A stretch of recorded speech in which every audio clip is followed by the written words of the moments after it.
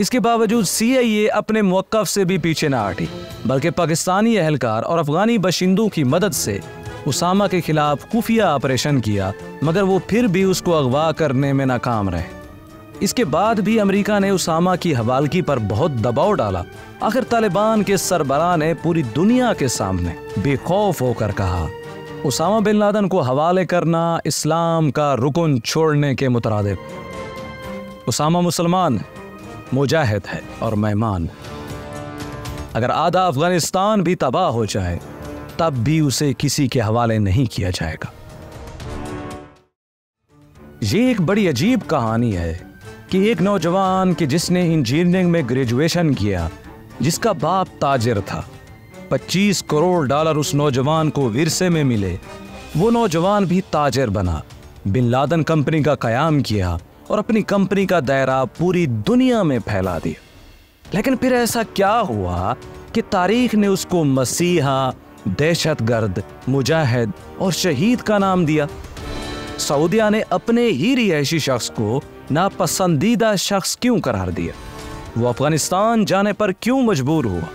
वो इंजीनियर था तो जिहाद की इंजीनियरिंग में क्यों घुस गया? 9/11 के वाक़े से पहले अमेरिका उसका दुश्मन क्यों था? अफगानिस्तान आने से पहले वो क्या करता था? कुछ ऐसे राज जिसे सुनकर आप दंग रह जाएंगे। ये 1979 की बात है। वो सिर्फ 22 साल का जवान था। उसने सुना कि रूस ने अफगानिस्तान पर हमला कर दिया है। वो मोमिन दिल ये दर्द न सह सका। उसने इंजीनियरिंग का रुख अफगानिस्तान की तरफ फेर लिया। वो जमीन दोस्त बैंकर और मोर्चे तामीर करने लगा, जिससे पाक अफगान सरहदी इलाके हवाई हमलों से महफूज हो गए। उसके इंजीनियरिंग के फन की मिसाल कोहे सफेद की खुफिया इमारत भी है, जो कि उस्ताद सयाफ के करीब वाक़े है, जिसे हजारों फुट बुलंद सिलसिला कोह के अंदर से खोखला करके बनाया गया। इस इमारत में रिहायशी कमरे, असला खाने, खुराक के गोदाम भी थे। इसके अलावा 100 बिस्तरों का जदीद तरीन हस्पताल भी था। इस इमारत की मरकजी सुरंग की बुलंदी 200 फीट थी। इससे निकलने वाली रैली सुरंगें पूरे पहाड़ी सिलसिले में फैले हुई थी, जिनमें एक साथ कई गाड़ियां चल सकती थी। यह हैरत अंगेज मंसूबा सिर्फ 1 साल में मुकम्मल किया गया था। नाज़रीन, उसामा दरअसल सऊदिया का रिहायशी था। वो सऊदिया में ही पैदा हुआ, वहां से ही इब्तदाई तालीम हासिल की। चुनांचे रूस की शिकस्त के बाद वो दोबारा सऊदिया वापस आ गया था और शुहदा के हजारों खानदानों की कफालत करने लगा था।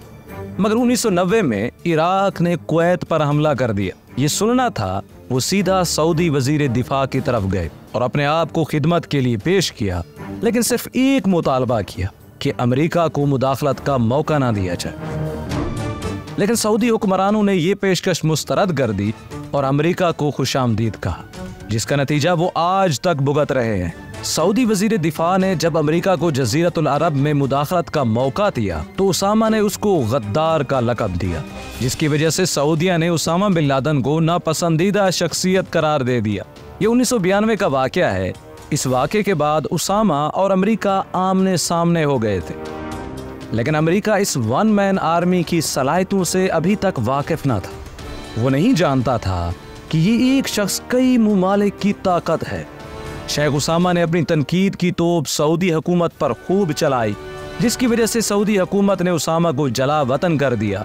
दूसरी तरफ अमेरिका ने सोमालिया में मुदाखलत शुरू कर दी थी। ये सुनना था कि उसामा ने अरब और अफगान मुजाहिदों का एक मजबूत गिरोह बना लिया और अमेरिका के खिलाफ कार्रवाइयों का लीडर बन गया।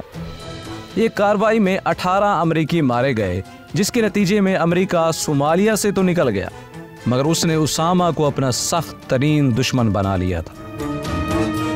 नाज़रीन, इसके बाद अप्रैल 1996 में अमेरिकी सदर बिल क्लिंटन ने दहशतगर्दी के खिलाफ कानून पास किया और बिन लादेन कंपनी के $300 मिलियन जब्त कर दिए। यही वो दौर था जब तालिबान का ज़हूर अफगानिस्तान में हो चुका था। उसामा पर जमीन तंग हुई तो वो दोबारा मई 1996 में अफगानिस्तान पहुंचे। वो उस वक़्त तक तालिबान से बिल्कुल नावाकिफ थे, इसलिए वो सीधा जलालाबाद पहुंचे। कई माह तक वो सरबरा अब्दुल कदीर की अमान में रहे। इसी दौरान अमेरिका को मालूम हुआ तो उसने तालिबान से उसामा की हवालगी का मुतालबा किया। यहाँ पर यह बात बड़ी काबिल गौर है कि अमेरिका के लिए उसामा को लेना बड़ा आसान हदफ था। मगर किस्मत ने अमेरिका का मगरूर सर नीचा कर। हुआ कुछ यूं कि अमेरिका ने उसामा को गिरफ्तार करने के लिए अपनी खुफिया साजिश बनाई। ये काम उन दिनों ज्यादा मुश्किल नहीं था, क्योंकि अफगानिस्तान के कमांडरों में से दर्जनों कमांडर खुद मुख्तार थे, मतलब वो किसी के अंडर काम नहीं कर रहे। उनकी वफादारियां डॉलरों के इवज़ बिकती थीं। उसामा बिन लादेन सिर्फ मकामी मुजाहिदों के सहारे महफूज थे, वरना दर हकीकत उस वक्त के सदर रब्बानी को अमेरिका की मजीद सपोर्ट की जरूरत थी और अमेरिका को उसामा की। चुनांचे इन्होंने एक मुआहदा किया, लेकिन उसामा को इस साजिश का बिल्कुल इल्म नहीं, क्योंकि ना तो वो अफगानिस्तान से निकले थे और ना ही तालिबान के इलाके में पनाह ली थी। मगर इससे पहले कि उसामा को गिरफ्तार किया जाता, तालिबान ने जलालाबाद को फतह कर लिया, जिसके साथ साथ अमेरिकी साजिश भी नाकाम हो गई। ये सितंबर 1996 के बिल्कुल आखिर का वाकया है। इस वाक़े के बाद भी अमेरिका पीछे ना हटा, बल्कि उसामा को अगवा करने का एक और मंसूबा बनाया, जबकि तालिबान ने उसामा को एक मुअज़्ज़ज़ मेहमान की हैसियत दी और अपने मेहमान पनाह गज़ीन को किसी के भी हवाले ना करने का फैसला किया। इसके बावजूद CIA अपने मौक़िफ़ से भी पीछे ना हटी, बल्कि पाकिस्तानी एहलकार और अफगानी बशिंदों की मदद से उसामा के खिलाफ खुफिया ऑपरेशन किया, मगर वो फिर भी उसको अगवा करने में नाकाम रहे। इसके बाद भी अमेरिका ने उसामा की हवालगी पर बहुत दबाव डाला। आखिर तालिबान के सरबराह ने पूरी दुनिया के सामने बेखौफ होकर कहा, उसामा बिन लादेन को हवाले करना इस्लाम का रुकन छोड़ने के मुतरादिफ।